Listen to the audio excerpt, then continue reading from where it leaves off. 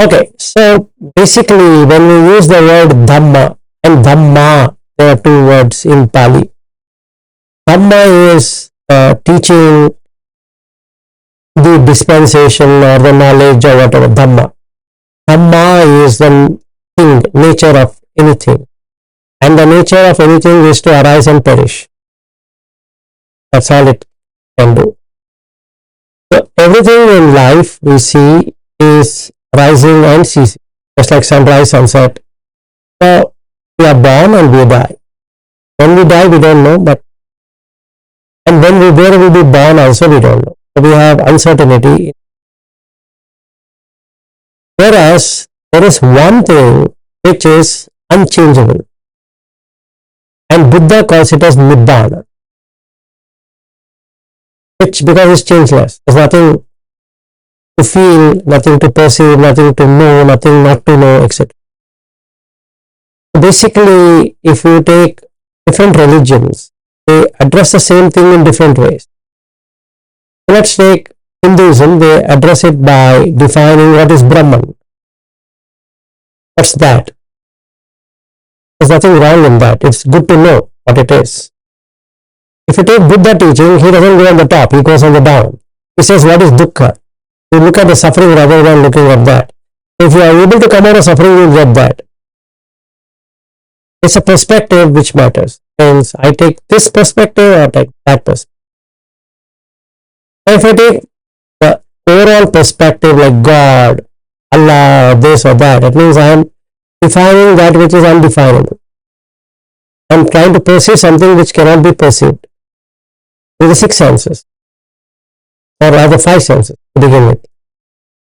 So the basic aim of every religion in this, whatever we have as humans, is to know what is the reality. So in this reality you will find two. One it is changing and one it is unchanging, eternal, and one it is temporary. So the duality is life. Today if we see this dual, you are existing, but your existence is conditioned. You might live for long, but nobody can guarantee you. And when you exist as someone. This is dual. And then you have taken a role, like a father or daughter or son or this or that, husband, wife, etc. Which is conditioning. So the nature of reality is unconditioned. However, this consciousness is conditioned. And that conditioned consciousness is known as mind. So the objective of spirituality is to uncondition what is conditioned. Because when you have condition, it gets into rebirth. Whereas unconditioned, there is no rebirth. So what Buddha found out is, it's better you uncondition. So you make the mind unconditioned rather than a conditioned reality. Now the question comes, can I not do it with my religion? Whichever you have. Yes, you can. Nothing stops. So then what's the difference between Buddha teaching and other religion? In the Buddha teaching, you have step-by-step instruction. And in the other religion, there is no step-by-step instruction. There are some steps, there are no steps. So you have a combination of both. Okay. Now, can I not find it by myself? Yes, absolutely fine. Yeah. Do it. So the nearest to the Buddha teaching is Vedanta or Advaita, that is non-dual. That's the nearest. Okay, if somebody were to go into the non-dual way, he will exactly get what Buddha is talking about. But there are no steps. There are some steps, there are some steps which are not there, then there are some steps not there. But if you're able to make out the steps for yourself, and then you're done. So the Advaita non-dual is the right path. Because then only one is real, the other one is not. There can't be two realities.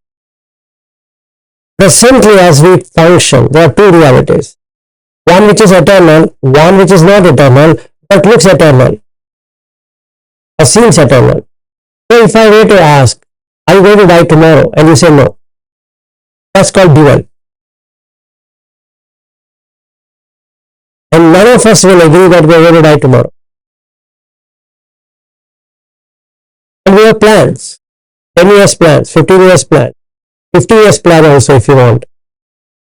Okay. And we know, tomorrow I'm going there, like we spoke about Khargar, I'm staying there, I'm doing this, I'm doing all that is real. So the mind already was established in that place. So since I have seen Khargar and everyone doesn't even know where is Khargar for that matter, and Chirag has not, I don't know whether he's seen Khargar or not. So let's say if he has seen and he doesn't know how is Khargar today, but he can only guess, right? So that's 100% dual. It's 100% dual. There's no even non-dual. Yes. Could you explain a little bit more on why it's a dual?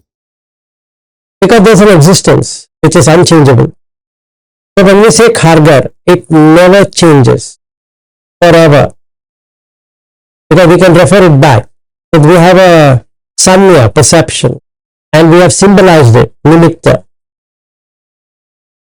So what Chirag is going to do if he comes to India and he wants to meet his mother, who's now in Pune, he moves to Mumbai and goes to Khargar, he will update his record, how it was at that point in time versus how it is now. And make it real, make it permanent, make it like that. Yeah, you wanted to say something or you are typing out something? Okay.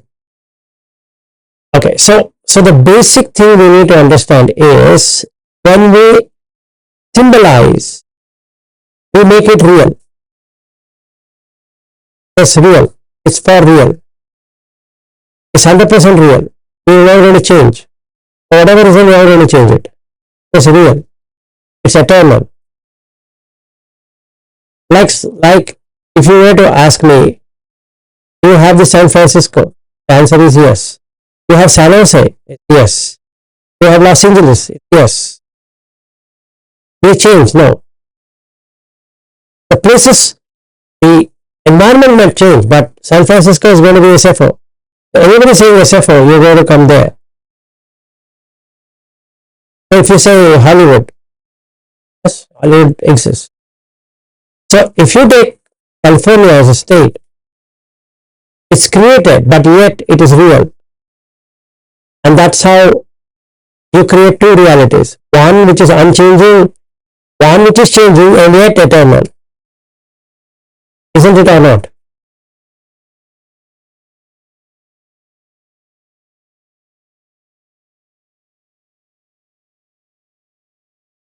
And now you suffer because you have to maintain that reality. It doesn't stay.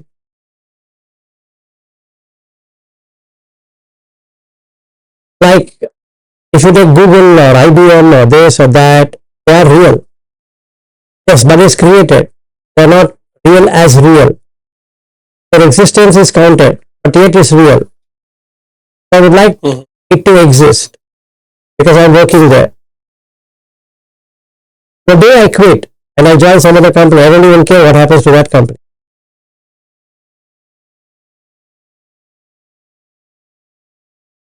Any questions? Are you the way you are thinking? I guess you will have some more questions.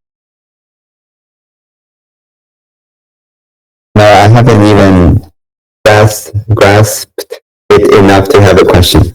But I'm wondering, is it such that whenever I consider something, an alternative universe is created in some way, in a way that I'm creating imagined reality, whenever I consider something? Okay, now good question. You need to know parallel universe, parallel realities, and sequential realities or sequenced universe.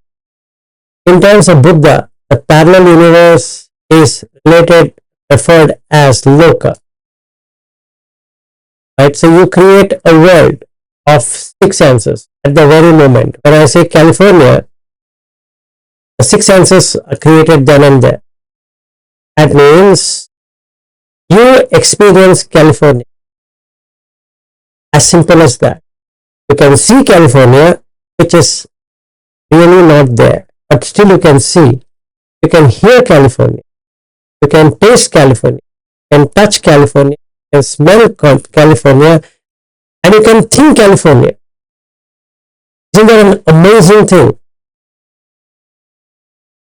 Right? Google is just a name. But yet, aren't you seeing Google? The answer is yes. Aren't you tasting Google? Yes. Like that. Yes, Chirag.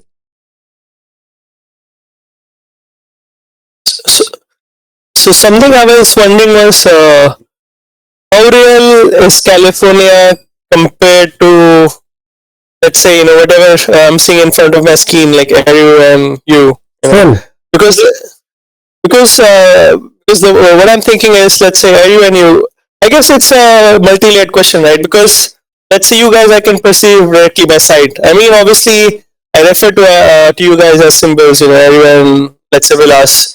So the symbols might be, of the same quality as California, but whatever I'm perceiving through my senses, it's more real than California. Or No. you don't think so? Same. You don't think so? Same. Just go outside your home. Just go outside. No. So wait, are you saying, because the thing is that's direct experience, or are you saying that experience is the same as my imagination? So let's say if I imagine California, but I'm seeing you in front of me, which is through my sight. It's not equivalent. Yeah. Wait for a second. Now you are where? You are sitting in Mountain View, California? Let's say Mountain View, California, okay. Sure.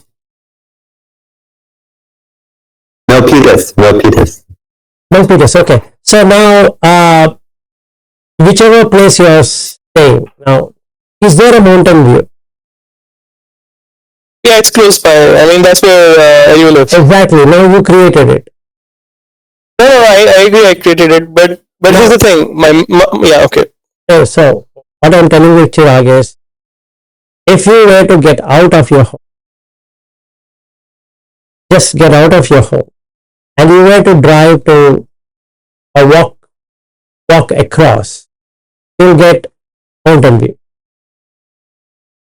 Okay. You see Mountain View as a permanent reality, meaning it never changes. There's nothing, it's been there forever and ever and ever and ever and ever. And the answer is no. So when you perceive it as Mountain View through the senses. So you sense it as Mountain View. Right. But let's say, I mean, obviously, in the beginning, I think, let's say this site, right? Let's say, I mean, in the beginning, it's not even Eru. I see some colors coming in through my eyes. And, the thing is with the brain or mind or whatever it is, my cognitive abilities form this person out of that, right? So, yeah, wouldn't you agree? It's first, let's say, the sensory inputs coming in, and then our brain tries to construct something out of it, right? Yes. There's a two-step process. So I would say my thinking was the second step is less real than the first step. In the first step, or you think it's of equivalent. The first thing you need to know is, if you have seen a 1-month-old child, it doesn't have rupa, but it already knows the nama, the named one. So it has pali phassa contact, then there's a feeling, vedana, then there is perception, anya, then there's an intention, chetana, there is a mental knowing, which is manasikara. So what happens, Chirag, as you've seen babies, if you look at one child, it takes its small, it keep on doing something, It is actually feeling, it's actually first touching, there's a contact, there's a feeling, it feels and it perceives that object. Then it makes an intention to do it again and again. So every time it feels bored, it takes it like the mouth, and the mother and father think that, oh, my child is enjoying. But what it is doing is, it is with the contact, feeling arises. With the feeling, perception. The perception, there's an intention. The intention starts to know that object. Now, if hold on, Chira, sorry, Aryu. Now, if the parent would like to pull that thing from the mouth of that child, it starts to cry because you are making it lose that object. So now it has made rupa of it. There was no rupa. It had only the nameable. It was just forming it, was labeling it, and now this form is removed. So it cries. In the same way, exactly in the same sequence. When the eye touches an object, there's a contact. With the contact comes feeling. With the feeling comes perception. With the perception comes the intention. And with the intention, you take a decision. So, if mountain view has been put in your mind, the mind now talks to the brain, where you have the neurons firing, so it connects in a synapse. So then it knows the connection because it exactly goes there. So eyes will start seeing mountain view even though it's a named one. There's no mountain view as such. Just like you have named as Chirag, but I experience Chirag. There's no Aryu, but I experience Aryu as much as real as I'm experiencing Vilas. So if you were to ask me, Vilas, are you experiencing yourself? I would say yes. And that's error of, or this is called as Sanya Vipallasa. That means error of perception. I'm perceiving something which is unreal, but as real. So this is how it works. Even with a one-month child, even while in the womb, it's playing. You know what it does? It hits at the mother's body. There's some action happening. So it is sensing. So there is contact, asa. Vedana happens, feeling. Perception happens based upon the feeling. Then it creates an intention. Let me do it again and again, or something fun is happening. So there's an intention. Then there is a decision making. This manasikar. This keeps on happening. Yes, Sari. So can you say in an alternative way of saying is that with the defilements, with ignorance already in the mind, it's impossible for someone to experience just as they experience. Yes. It will always be an object. Yes, it will be an object. So when my wife comes, two things happen. A wife coming and an object coming. And I'm going to recognize it as my wife. Unless I've got dementia, I'm going to recognize as my wife. But an object has come, no wife has come. It's just an object. And the nature of that object is to perish, like a vegetable, like a fruit. It's going to perish, yes. Right. So as a child, because there's always the first time when you see something where the label cannot be applied. It's not making out just yet. Right? What exactly happened in that one instance where the symbol has not been made up yet? So it makes up the symbol based upon the phassa, the contact. So that's the reason. So there's kind of confusion for a moment where it's like see, when the child takes his thumb, puts in the mouth, it contact, feeling, perception, intention, and a conscious experience happens all at once. Now it makes a symbol out of it. It makes a sanya and nimitta. So from the sanya perception, such as like this, the perception of what it is doing, it makes a nimitta, it is symbol. Wait for a second. Now, it doesn't know it is sucking its thumb because it has not learned the language. When it is growing, its teacher shows a symbol, a child sucking the thumb. Now it relates back, and instead of this, it will replace it with sucking the thumb. Right. Yeah, I think lately I've been contemplating because the symbol making is more subtle than we say. Only if I know Chirag there's a symbol, right? Because I would be saying like that lady, right? When I have that lady, it's already symbolized. Yes. I haven't put a name yet, right? But it's already symbolized. Yes. And like that, it's not possible to not symbolize. Yes. Yes. Okay. So the unconditioned is not to symbolize.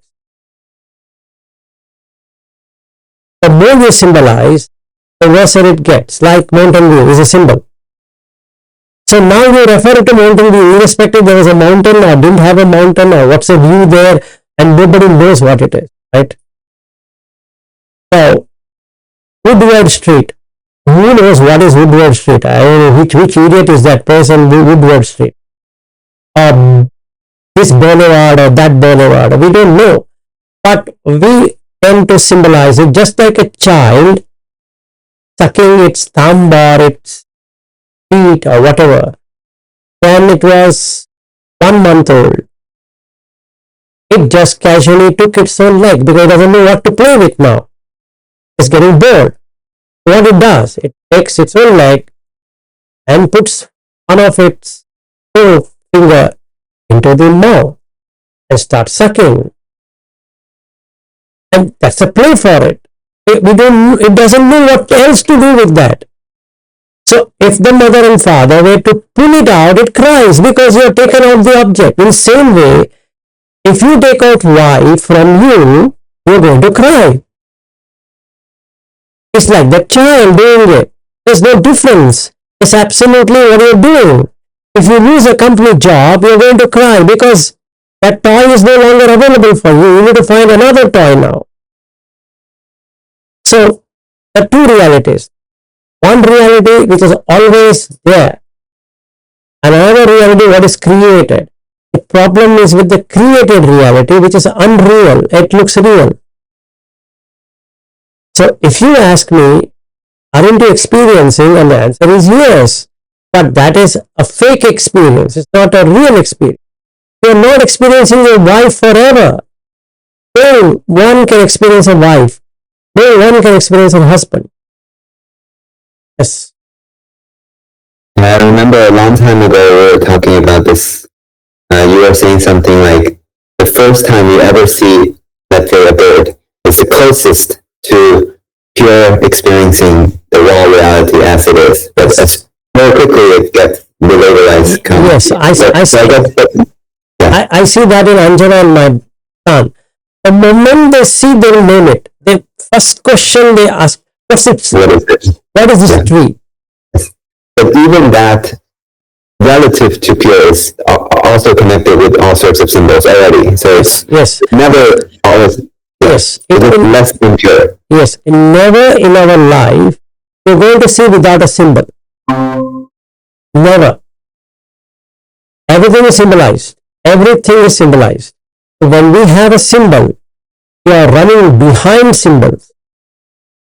Basically, like 33rd Street.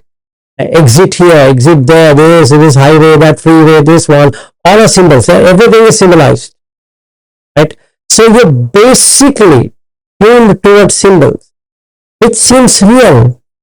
They're not going to change, but when it changes, you have a hard time adjusting to it. Just like that 1 month child, it symbolized itself putting that toe in its mouth. Okay, so then it removes it. and it removes it, it wants it back. So it again touches. It's still there. Again drops it. Again touches. Again drops it. Again touches. Again drops it. As it becomes 3-month-old, 4-month-old, 5-month-old, it finds new objects now. So it will reduce its dependence on this object, takes the new object. So by which time the parent would have bought some toys. So then it gets distracted. So it is not worried about that leg which it was putting in the mouth. Now it is more about some object it puts in the mouth. So then the mother will say, no, not that. No, not for that. It is trying to learn what it should do with that. And then it quickly learns, oh, this will not fit into my mouth. So then it will start saying like this, yes, and it watches what happens now. Oh, because the Manasika keeps on shifting. It keeps on shifting. So then it adjusts. So it actually calibrates itself. Oh, what is this doing? Then in the 6th month after its birth, you can see that it's playing on its own with different toys. It starts to make note of each of the toy. So if somebody were to pick out that toy, cries, because it has counted, it has found out, and now it wants it back, because that's eternal. So as soon as another reality is created, this old reality is gone. So what happens? Mother will or father will bring a toy train, and it is moving. When the toy train is moving, the child is also moving along with it. Now it loses interest over these other toys which it is having. It is least bothered now. And it was totally forgotten that it was playing with its toe. A few days ago, when we were driving to a fire station, my son was making a comment. He was saying, when I was young, I was so obsessed with fire trucks. Now I don't care at all about them. He said, who cares about a fire truck when they're 7-year-old? I said, I used to be your favorite for 2 years. Every time you seem obsessed. But now he's like, I know, I just don't care at all. Right? Exactly. He's making a comment like that. Exactly. So now when you get a higher one, you lose interest of the lower ones. So the symbols are slowly eliminated, but it's still there. But you're not. It's not in the sense of eliminated, but it's just low in priority. So it's deprioritized. So it will keep on shutting down there, and then you lose interest over it. If somebody comes and say, Vilas, you were licking your toe, I'll say, maybe. But at that time, that was my primary game, to lick the toe. Now I will say, which idiot will do that? But you are an idiot doing that, right? The same thing you are doing. So what happens is, these symbolize and symbolize. These symbolize, symbolize. These symbolize, symbolize. All the symbols are still there. So if you want to go back, this is when you have to be very observant. You want to go back to your past life, you have to go to that symbol. It opens up everything for you. It is all symbols only. It's like the chitta, the mind, now still can see all the things flowing. It holds on to one symbol. All the toys relating to that will start to appear. This I can see a lot in meditation. Sometimes I'm bored, I just see how this mental images comes up, because it's all like this windy street, and then another windy street appears, and then this mountain appears, now the other mountain appears. It's always some weird symbol. Sometimes I'm not aware if it can be a combination of things like that. They become one symbol. So it draws a connection there. Yes. So the basic reality creation is symbolization. So what Buddha teaches is to de-symbolize. Animitta. And even though we say naming, it does not have to be named. It can be very unnamed. You say that pretty street. So you already described it. With the description, it becomes a symbol already. And so it goes to that. Example. Let's say somebody has not gone to New York. He doesn't know where is New York. And I tell him 21st Avenue. No symbol created. but there is a chanda, interest created. Hey, tell me what is the 21st street? Now, all is going to do is to create 21st street by description.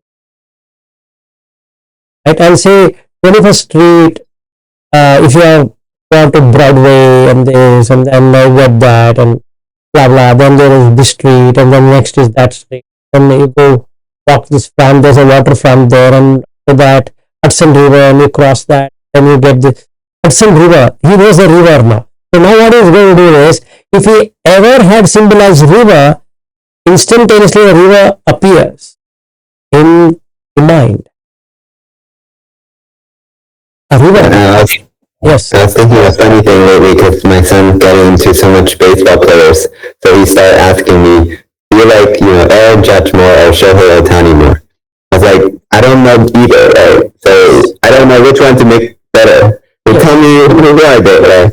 So as he started describing, then I can judge him based on the description, but it has to connect to some other symbols for the evaluation to start. Because otherwise it's no form. Exactly. So we do all of this. We do all of it, right? So that is how we can immediately shift from this symbol to that symbol, because everything is symbol. So if I were to talk about each person also is symbolized, right? So their nature is also symbolized. Means we have seen them behaving this way in this situation, behaving that way in that situation. We have symbolized. We are anticipating the person to react in that way, but this guy reacts differently. Now there's a void. Touching that void is nibbana, because now there's no symbol. See, like my wife thinks that I'm going to shout at her. Instead, I'll just be silent. See, her mind waits for few seconds. What to symbolize now? She has experienced nibbana, unconditioned, because there's no condition appearing. But then some other thought takes over. What if we were to stay with that for a long time? Then you know what it does? It will de-symbolize everything. If you were to stay in that, that means non-reactive mode. You were to stick on to non-reactive mode. You can see arising and passing up. So how many seconds is the criteria? So 5 seconds, 10 seconds? We can't really say the seconds, but like Anjana can just not anticipate, not ask anything, and just be a witness. But witness consciousness is what called as Brahman, God, this one, that one. That has no condition. She, I guess her mind, which is conditioned, will get unconditioned. It will see God reflection in the mind. So this side is God, this side is mind, and the mind, undiluted, involved, can see this reality, which is a symbol. So the reaction is gone. She doesn't react. And when she doesn't react, there's no arising, there's no death and birth, because arising of something will have a death. If nothing arises, how will death will come? There's nothing arising, nothing ceasing. The most peaceful state of the established mind, and hence Nibbanam Paramam Sukha. And all what Buddha is saying is, don't react. Just what? Don't symbolize. If you symbolize, you already reacted to it. Like I was about to shout at her, and she anticipates, in the previous time, he was doing like this. So the mind has already symbolized it, right? And it's anticipate.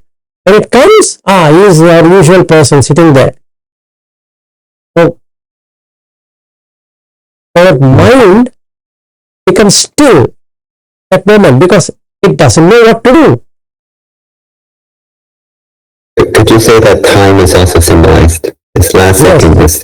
So what happens is Atita, past, Anagata, future, Pachuppanna, present. All the three will dissolve because you have nothing to symbolize. If you symbolize, there's a past. And you anticipate for the future in the present. But all these three are mental construct. They are not real. So, taking Anjana as an example, she doesn't react. She just becomes a witness of all that is happening. Done. Nibbana. And that is Sukha. It's 100% Sukha because now there's no one there. There's no husband, no son, no daughter, no mother, no this, no house, no that, everything is desymbolized at that moment. The Sabba Sankhara Samato. Now the Sankharas are stopped. Because with symbolization only you can create Sankhara. If there is no symbolization, there is no Sankhara. So the karma. No maintenance is necessary. Exactly. And no karma. Because for karma, you require something to nimitta. You have to create a nimitta and then you do a karma. Now there is no karma. Isn't it the most peaceful existence you can ever have in life? That is yes. So now the question comes, how do I re-symbolize them? Oh, it's very simple. Now you do a drama. If you know this, then you can know the drama. So what we are going to do, if Chirag also joins, it will be good. For the first week, we will practice completely from the beginning till end how to de-symbolize.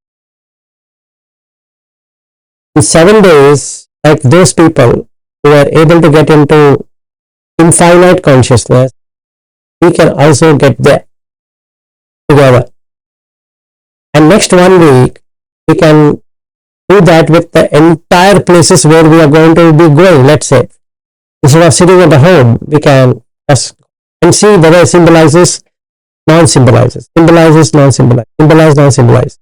If we have to learn it, then the next step is apanhita, which means desirelessness. There's nothing to desire. So instantaneously you will get void. Shunya. That's void of raga, dvesha, moha. Because there's nothing to be desiring for. There's no raga. There's nothing to hate. Because the raga doesn't come in and the hate cannot come. And there's no moha because for delusion to work, there should be some object. If there's no object, how can there be a delusion? Right? So then we can do something like this. So Chirag, if you are going to be free in that week, 22nd or 23rd, if we start till the year end, 31st, 1 week, we can. We can't. We couldn't hear you. I was saying, what do you think? No, not about you, Ari. I couldn't hear what Chirag was saying. Yeah, I think it should be possible.